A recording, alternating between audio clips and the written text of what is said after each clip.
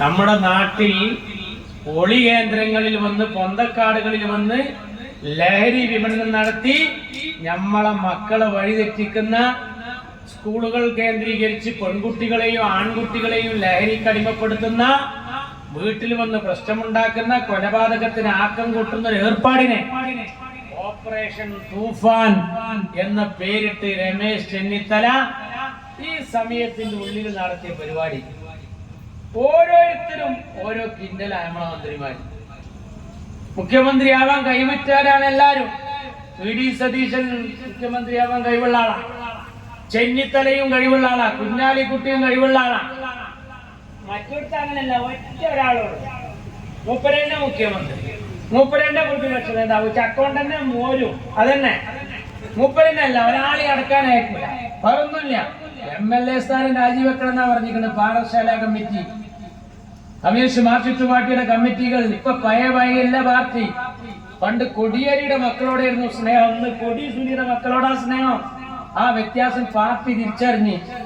അതുകൊണ്ടാ നിങ്ങളെ കോട്ട കൊത്തളങ്ങളിൽ വരെ നമ്മുടെ ചിഹ്നത്തിന് വോട്ട് ചെയ്യാൻ സഖാക്കൾ വരെ മുന്നോട്ട് വന്നു.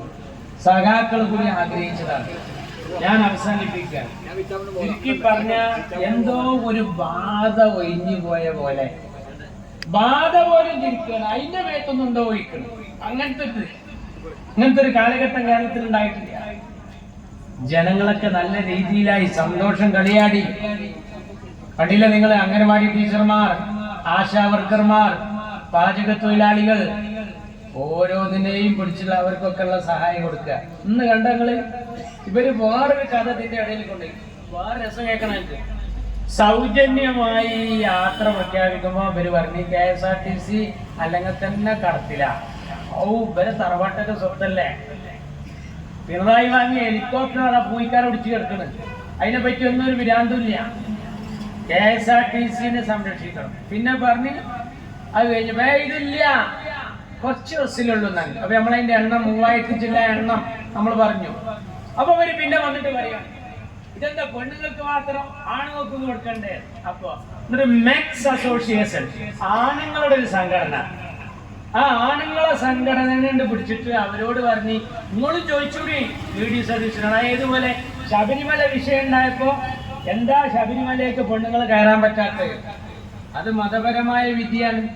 പരിശുദ്ധ ഖുർആൻ തൊടാൻ പാടില്ല, പ്രത്യേക ഘട്ടത്തിൽ നിസ്കരിക്കാൻ പാടില്ല, പ്രത്യേക ഘട്ടത്തിൽ നിലവിളക്ക് കൊളുത്താൻ പാടില്ല, 18ാം പടി കയറാൻ പാടില്ല. ഇതാ ഏരിയയിൽ നിന്ന് മാറ്റിച്ചു പാർട്ടി. അങ്ങനെ ഈ പഹന്മാർ അന്ന് ചെയ്ത പരിപാടി എന്താ ഞങ്ങള് എന്താ കൊടുക്കണ മാസാണ് 10ാം മാസം. നേട്ടത്തിന് അന്ന് തന്നെ പേറില്ല. ഇതെല്ലാവർക്കും ചെയ്യും. ആ ബുദ്ധി സഖാക്കൾക്ക് ഉണ്ടാകട്ടെ എന്ന് പ്രാർത്ഥിച്ചുകൊണ്ട് ഞാൻ അവസാനിപ്പിക്കുന്നു.